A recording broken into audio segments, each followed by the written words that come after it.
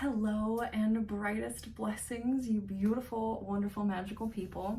I have something that excites me very deeply that I wish to share with you all today, and that is my basket case. And some of you have seen this before. It's come up in a couple videos on this channel. So far I've mentioned it briefly, and I think in my last Witchy Favorites video I talked a little bit about it. But I wanted to answer all the questions that I get about it and just kind of wax poetic about this thing a little bit, because this is my favorite oracle deck. And I say that as somebody who has not always loved oracle decks, but boy, I sure do love this one. And I love it because I have curated it to be exactly what I want it to be for me. And it turns out that it works pretty well for other people too. So I thought that I would share with you a little bit about what is the basket case? How did it come to be? How do I use it? How can you get a reading with it? And how can you build your own basket case? So let's get started. If you're new here, hi, I'm Vervain and the Roses. That's my, well, it's my Instagram handle, but that's what I release music under. And I made this shirt to go with my album when I did like a Kickstarter launch of my CD for my album, Wildflowers. And I haven't launched that Kickstarter yet, and I haven't made these shirts available yet. So if you like it, let me know, and I'll, try and get on that. I'm trying to prioritize that for this spring, but I'm trying to prioritize a lot of things this spring. I'm having a baby. I just moved into a new house. I'm coming back to YouTube. I'm doing a lot of things. And that's just one of the 100 things on my priority list. So if it matters to you, remind me and I'll move it up the priority list. But I wanted to talk to you today about the basket case. So first things first, what is the basket case? The basket case is it's an oracle deck. It is a basket of cards, some of which were taken from oracle decks, some of which were taken from tarot decks, some of which were found in the wild. Like there's some like business cards and stuff in here that happened to have phrases on them that I found evocative or oracular in some way. There's some affirmation cards. There's, tarot cards, oracle cards. There's all sorts of things in here from all sorts of different decks and all sorts of different non-deck places. Let's talk a little bit about how these things all came to be in this basket. So a while back, you guys, if you're really into tarot, you might already know about this, but a while back, there was a thing that was very big on Kickstarter called the Alleyman's Tarot. And it's this thing right here. The Alleyman's Tarot was created by a very creative person who's Dane Asmund. Oh gosh, I'm sorry. I might have gotten that right. I might have gotten that wrong. I will put all of the info for like the links and stuff about the Alleyman Tarot in the description below so that you can learn about it and see if you can try and seek one out if you want. But the concept behind the Alleyman Tarot was originally, it was just going to be 78 cards. I'm editing this a few days later, and I just wanted to pop in and say I'm not actually 100% sure if that's true. It might have been originally conceptualized as more than 78 cards. The extra suit might have been in there from the beginning. Take everything that I say about this history with a grain of salt. If you really want to know, go read the Kickstarter page. And those 78 cards were going to be a combination of like sourced from different decks, and there's a whole fictional mythology behind this about like the Alleyman and who he is and all that. And there's a whole podcast about it, and you can get really into it if you're curious. But basically, these are a lot of these cards are like from other tarot decks, and the creator gave permission for them to be included. A lot of these tarot cards were created for this deck specifically. A couple of these tarot cards were created by the curator of the deck for this deck specifically. And all of them are, like, they have different backs, and they have, oh, that's a blank one. I have some blank ones. And they have different fronts. And then I think originally it was maybe just gonna be the 78, and then they added like a whole extra crazy suit And then they added some expansions, and I ended up getting all of the expansions, and I actually haven't broken up my Alleyman deck yet, which is interesting. So I'll talk about breaking up decks in a second. So in the wake of this Kickstarter, there came to be a Facebook group. I think it's called The Alley. I'll put that down in the description as well. And I think first the Facebook group was kind of a place just for like following updates on the progress of the deck. And then it became a place where people started talking about and eventually started doing and working together to do this, building or curating their own Alley style decks. So basically taking cards from different decks and either assembling them themselves or trading with each other to curate magpie decks or Alley style decks as or patchwork decks. There's all sorts of different things that they were called, and there were all sorts of different ways that people did this, and people have all sorts of different taste in cards, and the Alley became a bit of a trading post. And at some point, I got into this and I loved this idea of building up. First, I loved the idea of building up decks around certain specific themes. Like, I'm really into roses, and I thought, wouldn't it be cool if I could build a whole tarot deck with all different cards from all different decks where every card featured roses or a rose somehow. And then I thought, well, wouldn't it be cool to build a mushroom deck? And wouldn't it be cool to build a rabbit deck? And I'll get more into that later. I did start doing that. I didn't finish any of those. And actually that might be what my next card related video is about. But so I think originally people were just kind of like, oh, what if we took the Alleyman deck, and then if there were like cards that we didn't resonate with, we like switched them out with cards that we did. And then it became like, let's build our own whole entire decks. And eventually in this group, people even started designing their own cards. Either one person would design a batch or a few, or a couple people would come together and design a batch of like 10 cards or whatever and get them printed, and you could order them, and they would do like buck a card kind of things. All sorts of things. And people would have, and I did this, like their Google Drive just filled with like pictures of the cards that they had available for trade, and sometimes even pictures of cards that were wish listed for them. Like, I'm really looking for this card from this deck. Does anyone have this? I'll trade you 3 cards from my collection if I can get this one specific card from you. And the trading aspect was really fun, actually. It was really fun to be involved in snail mail around the world. And eventually I just I got like really into this over one like winter break where I was on vacation from work and stuff, and I was able to just like fully focus on photographing the cards that I had for trade and arranging trades and sending out snail mail.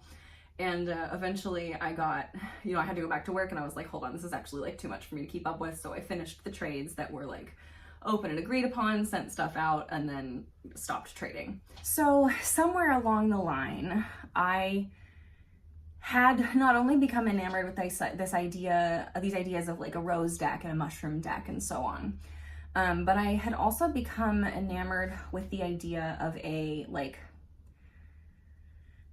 deck that wasn't necessarily focused around any one specific theme, and wasn't necessarily even limited to like matching one for one the cards of a tarot deck. Like, a lot of people were looking specifically for like, they wanted 78 cards or maybe a few extras if it was really on point. And some people were like, I don't want duplicate cards. Like, I don't want more than one card from the same deck in my magpie deck that I'm building. Some people were really specific about the themes they were going for. Like, I remember trading with one guy who was building a lizard deck, like not a dragon deck, not a reptile deck, a lizard deck. And that was, I had some cards he wanted. So I hope you finished your lizard deck, sir. So I did not finish my rose deck. I did not finish my rabbit deck, and so on and so on. And we'll talk about that in another video. But I did collect a lot of cards that I really resonated with. And I was basically like, I I kind of just wanted to put together like one big deck that was just cards where I found the imagery to be really evocative, or maybe if it was like a word-based card, I just found it to be really evocative and to really resonate with me. And so I started collecting cards in trades and stuff that way, just kind of on that basis of looking for things that I found evocative and resonant. And another thing that a lot of people were concerned about when they were trading cards and collecting cards for their Magpie decks is the one cool thing about the Alleyman deck is that while it is cards from all different decks, they've been standardized. They are all standard tarot size. So they're all 2 3/4 by 4 3/4, which means that even though they're from all different decks and they have all different backs, they all stack very nicely and can be shuffled together. And I was not collecting cards with any such a requirement. And a lot of people did. They were like, I only want standard size cards in my trades. And that's fine. That's cool. That's a great idea if you want to be able to shuffle your cards normally, and you don't want to have to trim them down and stuff.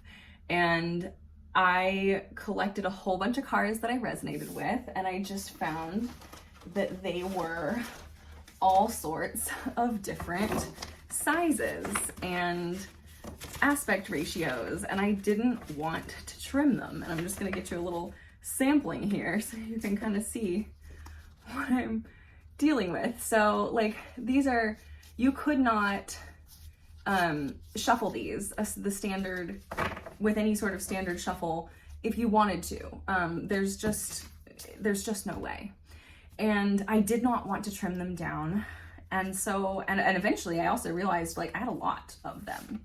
Oh, that is such a beautiful card. And so it became too big for a box, and I knew that I was never going to be able to shuffle it properly.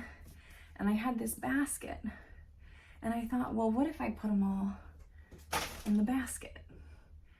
And then I thought, well, how fun would that be? We'll just call it the basket case, because the basket is the case, and also it's kind of a basket case, you know, it's kind of a wild child. It's kind of a crazy wild idea, I think, to have a deck that is the size of a basket and lives in a basket and that you read with. So I do now. And the other thing that happened is that as I started participating in this group and I started trading with other people, and this really took my deck to the next level. Well, this had to happen for me to even start trading, right? As I kind of opened up to the idea of trading, at first I was always somebody who was like, no, a deck, the way it was designed by the artist, by the creator, is a sacred thing. It has to stay all together. Like that collection of cards that came in that box goes together, they stay together. It's not my prerogative or whatever to break them up, and why would I want to do that? Each deck has its own personality. And then I kind of thought, as the idea of trading cards and building Magpie decks became more attractive to me and more irresistible to me, I started to realize that I actually had a lot of decks, especially Oracle decks, that I just didn't reach for all that often. Like I might have really liked the art, or there might be several cards in there that I really loved, but the deck as a whole, I had so many decks also. Like, I don't even know how many decks I have now, and I have a lot fewer decks now because I've broken so many of them up and they're in here. It's a good way to turn 10 decks into one deck. But I had so many decks that I wasn't really reaching for as a whole because I felt like they were suited to very specific situations, or while I resonated with a few cards, I didn't resonate with the deck as a whole. And so what I ended up doing was going through those decks, the ones that I liked but didn't reach for as often, and I broke them up. And I separated them out into cards that I did really like and resonate with, and cards that I didn't resonate with as much. And the cards that I didn't resonate with as much, I put up for trade. And the cards that I did, I separated out into like, well, if it had roses on it, it went in the roses pile. If it had a tiger on it, it went in the tiger pile. If it had mushrooms on it, it went in the mushroom pile. If it felt like something out of Harry Potter, it went in the Harry Potter pile. I was very ambitious with my ideas about building magpie decks, themed magpie decks. And then if it wasn't necessarily any of those things, but it really resonated with me, it went, you know, first in the personal mixy magpie oracle patchwork deck pile, and then eventually that became the basket case, and those cards went into the basket case. And the basket case was originally created with the intention that this would be just for me, that I would just use it to read for myself. I was picking messages specifically that resonated with me, that I thought were things that I often need to hear knowing myself, or that featured like symbols that were potent to me personally in my personal magical symbol language. And I got really great readings with it, actually. I got really great readings with it, and eventually, I don't remember if I like agreed to do like a reading for a friend first, or if maybe I was like, hey, in my Instagram stories, like, let's do something fun, you know, you respond to this question sticker with XYZ and I'll pull a card from the basket case for you. And what ended up happening was that it turns out that other people really resonated with the basket case too. And I found that it gave really good readings, not just for me, but for pretty much anyone who got a reading with it. And I will actually, I'll take it to like gatherings and stuff with friends and just let people pull from it. And people have had pretty potent experiences with it. And this is actually like the primary divinatory offering on my website that I sell the most of and that I like doing the most, actually, if I'm being honest, is basket case readings. So you can get a basket case reading from me if you want. They're actually very reasonably priced. I probably should raise my prices on them, but haven't yet. So get while the getting's good, I guess. And I offer them in 1, 2, or 3 card. And all I do is there's like a box when you order where you get to type in like all the details of your question or your situation or whatever. And I kind of formulate that into some empowering, helpful questions. That's a big part of my job as a reader, as a divinatory coach, is translating your situation and your state of overwhelm and confusion into really helpful questions that the basket case can actually answer. And then I pull the cards and I take an audio recording of the whole process of the turning your situation into questions, the shuffling, the pulling the cards, and the interpretation. I send you the audio recording, I send you the pictures, you get to keep it. So that is something that I offer, and it is really fun. I did also want to talk about how you can build your own basket case. And I just want to say, if you are somebody who has collected a couple decks or so, or even just a couple decks, and you don't even have to be willing to like break them up. Actually, I have friends who have built their own basket case and they don't even remove cards. Like they're just like, oh, I have all these different oracle decks and I don't necessarily like reach for all of them separately, but I like them all. I don't want to like get rid of any cards, but it would be better if I just put all of those decks into a basket and could pull from all of them. So I have some friends who've done that. I think that's a really fun way to do that. And that's also like, if you're not getting rid of any cards, that also leaves you the out later, if you want, of saying, you know what, never mind, this isn't for me. I'm gonna sort these back out into their separate decks and have my separate decks again. So you can have your cake and eat it too if you keep things that way. I am past the point of no return with that. I think I have one complete deck in here, and that is, I had wanted this deck for a while. And I actually have some duplicate cards in here because I had traded for a bunch of cards from this deck when I was doing card trades. This is the Believe in Your Own Magic Oracle deck. And there was like one card that was still really on my wish list, and that was the Kintsugi card. And I was telling my friend about this, and she just straight up like bought me the deck on Amazon and sent it to my house. And when I got it, I was like, you know, what I think would be extra magical is if I didn't flip through this whole deck right now, and instead I just I was like, you know, I think the way that I'll get the most use out of it, knowing myself and knowing how I use Oracle decks these days, is if I just pop the whole deck in the basket case. So I did that. So I have a lot of those cards in the basket case, and I'm kind of thinking, and this might be another video that I do soon, that it might be time for me to go through my deck collection again and thin it out again by adding some more decks to the basket case, adding a little more variety.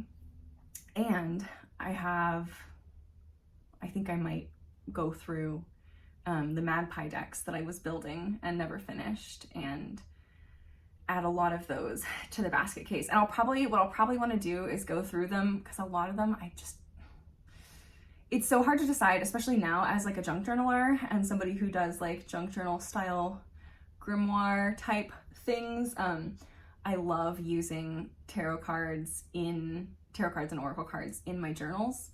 I love using them as pockets. I love backing them and using them as journal cards. I love just tucking them in and having them there as like reminders. So I think I will probably go through the Magpie decks that I was building and separate them out into cards that I want to use in journals and cards that I want to put in the basket case. But yeah, I would encourage you, if you have decks that you like, but that you're not really reaching for or using, and you want to get more use out of them, I would very much encourage you to build a basket case for yourself. I have a couple friends who've done this, and I have a couple friends who want to do this, and everyone who's done it has enjoyed it and recommends it. And I just love my basket case. I love it so much. It lets me get so much more mileage out of these decks that I've bought and that I've collected and that I've acquired in various ways over the years. And if you are willing to break up your decks, if you have some decks where I definitely want to keep some of these cards and I definitely don't want to keep some of these cards, we can trade. Or I think that the Alley Facebook group is still pretty active, and I'll put the link in the description, and you can see if that's something, you can go check it out and find out for yourself if it's still pretty active and if it's something that you want to engage in. But yeah, there are people out there still that are willing to trade and excited to trade cards. It's still something that you can get into. I would still be willing to trade cards. I don't keep like an up-to-date Google Drive with a library of all of the cards that I'm open to trading right now. But if you knew kind of like the vibes and motifs that you were into, I could pick through my collection and see if I can find some things for you. And same thing, like, I'm sure we could come to some sort of arrangement. I also have on my website, like a buck a card, build your own basket case sort of thing, where it's like $5 for 5 cards. And I will go through my collection and pick out 5 cards I'll make sure they're all from 5 different decks. If you get multiple orders, you might get duplicates from some different deck. Like you might get not the same card twice, but you might get more than one card from the same deck. But per 5 cards, there will definitely all be from 5 different decks. And that's a fun thing that you can do that I offer as well. So let's see. My notes here. What is the basket case? It's a basket full of cards from different places. How did it come to be? We talked about that. The Alley Man, the Magpie decks, breaking up decks. I did also eventually, as I was building, especially like my themed decks and getting into trading more, I did use that a little bit as an excuse to like buy some decks to break up. And I got very indulgent for a while. This was back when I had like a job and made a paycheck and had disposable income. And sometimes when I would kickstart a deck or when I would buy a deck, I would get 2 of them, one to keep whole and one to break up and trade. So, I don't know if I'm proud of that, but that's something that I did. But I definitely like bought some decks specifically to break up. And now I have some of those decks that I'm actually like, wow, like the Forest of Enchantment Tarot and the Star Spinner Tarot, I think about specifically, are decks that I like bought to break up, and I broke them up.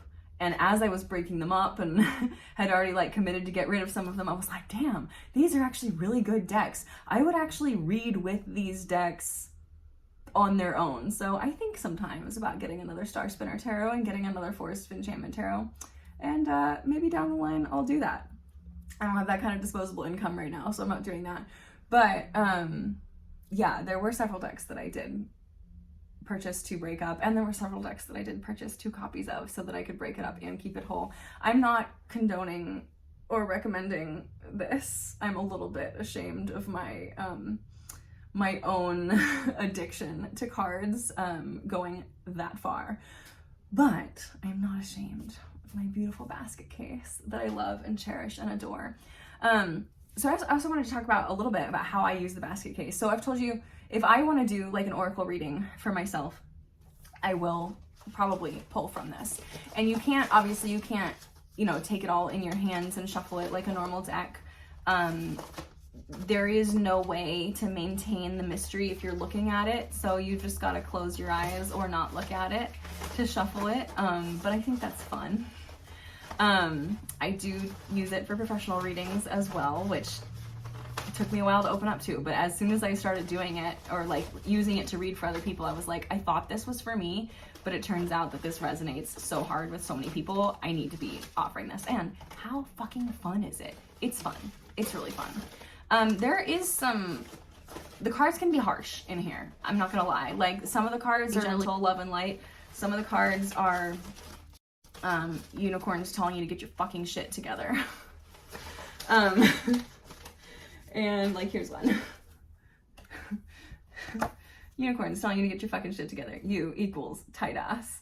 Loosen the fuck up. Control freaks don't get laid. So, you know, I take no responsibility for the deck choosing to use words like that. I have like a disclaimer on my website about like, hey, you know, the basket case is not PG. The basket case is not all love and light. The basket case can be kind of a bitch, but I'll try not to be a bitch. I'll try and soften the blow a little bit and make it like useful and helpful and help you find the light at the end of the tunnel. That's part of my job as a diviner, as a reader, right? Is to like take what the cards say and help translate that into something that you can actually like take action on and find helpful and find, because like if the cards are just, you know, if it sounds like the cards are just telling you everything sucks, that's not helpful at the end of the day. And the point of a reading is to be helpful, is to help you make better decisions moving forward to get closer to the reality of the life that you want to live. And I believe that every reading can do that if interpreted correctly, and if the questions are posed correctly as well, which is why I consider developing the questions to be a big part of my job as a reader. One of the most fun ways that I use this, and I did it today actually, is I've been doing these get ready with me reels on Instagram where I pull a card from the basket case. And I talked about this in my favorites video, so I'm not going to talk about like the whole origin story of this. I'll link that favorites video down below. But where I'll pull a card from the basket case and I'll use it as inspiration for both like how to live my life that day and also how to build my outfit for the day. So this one I'll put in, it was from the, it's long gone. No, oh no, it's right here. Crazy. So this is the one I pulled today, and this is actually like the least amount of fashion advice that I've taken from this deck ever, anytime I've done this. So I did kind of follow the inspiration of the neckline and the green on top and then the flowers on bottom, but I'm like going out and having fun today, so I just wanted to look a little nicer in this feel. Like, I have a dress that is so like this, but I just consider it kind of a house dress, and I didn't want to wear a house dress. But like the whole like sword make the change thing, like that got me to kind of pull out my inner Queen of Swords and do a bunch of organizing in this Imaginarium room that needed to be done. It was things that I was like waiting on, I was putting off because they didn't sound very fun, but they needed to happen, and they've happened. So yeah, so that's one of my favorite ways to do it, and I share those reels a couple times a week, and it's a lot of fun for me, both to interpret the card, both for me and also like as a message to the collective, and to like turn the visual and turn the visual aspect of the card as well as like the message of the card or the vibe of the card into an outfit. It helps me be way more creative with my outfits, and it helps me have a lot more fun with fashion and style. And also I just find that, and I don't know if this is just about like when you put more effort and energy into getting dressed, you have a better day. I feel like that's part of it. I feel like part of it is that the basket case knows what's up. I had a day the other day where I pulled a card and it was oh my God, all these cards that I need to show you, this was literally like a week ago, or like right at the top. I cannot tell you how much shuffling I've done. I always have so much trouble finding cards in here, specific ones. But I pulled this card the other day, and it's Positivity Marigold, right? And I built this beautiful marigold inspired outfit based on this. And I was like, stay positive, cool, no big deal. And then I went to get my phone fixed on a day when they specifically told me they could take my phone to get it fixed. And I was like, I should probably call first. And then I was like, no, they told me they could take it today. I told them for sure I'd be there today. We'll just go. And I go, and they're like, yeah, usually I have another guy with me. This is a really in-depth repair. I don't think I can get this back to you today. And I just left, and I was like, I gotta stay positive. The card said to stay positive, so I have to stay positive. So I stayed positive. It wasn't easy, but I did it. And and it was the card, and thinking back about the card, and I was really like, I'm not allowed to let this ruin my day. Like, it wouldn't be a good idea to let this ruin my day under any circumstances, but I feel like especially because the basket case told me straight up first thing, positivity, stay positive, like there's a sun on it, you know, like be your own sunshine. Like, the basket case warned me. The basket case gave me advance notice that it was my job today to focus on positivity, accentuate the positive, eliminate the negative. I don't even know if that's how that song goes. But he like told me up front, you know, I knew going in. And so I felt like that was my assignment from the universe. And like, I was not allowed to let that ruin my day. So I didn't. Very helpful, frankly. And I've had days where it like was very clear that like, hey, you need some extra energetic protection today. And I like used that in the getting dressed and kept that in mind as I was like preparing to go out into the world or to go interact with other people. And it turned out to be true. Like, I really did benefit from having that extra energetic protection, those extra boundaries those days. So that's another really fun way that I like to use the basket case and also share it with other people. And I now actually have a broadcast channel on Instagram called the Basketcase Daily-ish, which is where basically, because with the reels, I only have a minute and a half to share with you about both like the outfit and the interpretation of the card. And those reels come like 2 or 3 days usually after I actually pull the card. And sometimes I just feel like the card is so spot on for that day. Like, I pulled one the other day that like featured like justice and the scales. And I was like, at the very end of getting dressed, I was like, what all else could this mean? Like, is the moon in Libra today? I wonder. And I looked it up, and the moon was like right smack in the middle of Libra right then. And I was like, Basketcase fucking knows what's up. And I think that was actually the day that I started the broadcast channel, because I was like, people need the opportunity to see these cards when I pull them and not have to wait until I'm ready to post the whole get ready with me reel. So I started a broadcast channel where you get to see the cards that I pull from here when I pull them. And also if I have like stuff to say about the interpretation in a very general sense. Obviously, this is nothing like a personalized basket case reading that you would get through my website. But I do share kind of some loose interpretations, or maybe a little bit about like how I'm specifically interpreting it for myself that day. So if you want, that's a really fun thing to be a part of, I think. Yeah, and it's just called Basketcase Daily-ish because I don't do it every single day, but I do it pretty often, and I think it's a really fun thing to do. So if you want to be a part of that, it's on my Instagram. I'm at Vervain and the Roses, and I'll have all of that info in the description as well. So yeah, I think that's everything that I wanted to share with you about the basket case today. Let's pull one card for us before we go. Just a message that I can leave you with at the end of this video as you go on to live the rest of your day. Let's dig way down here. This one, I found it.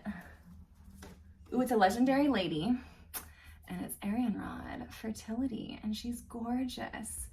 And she's like this beautiful spring goddess, it looks like.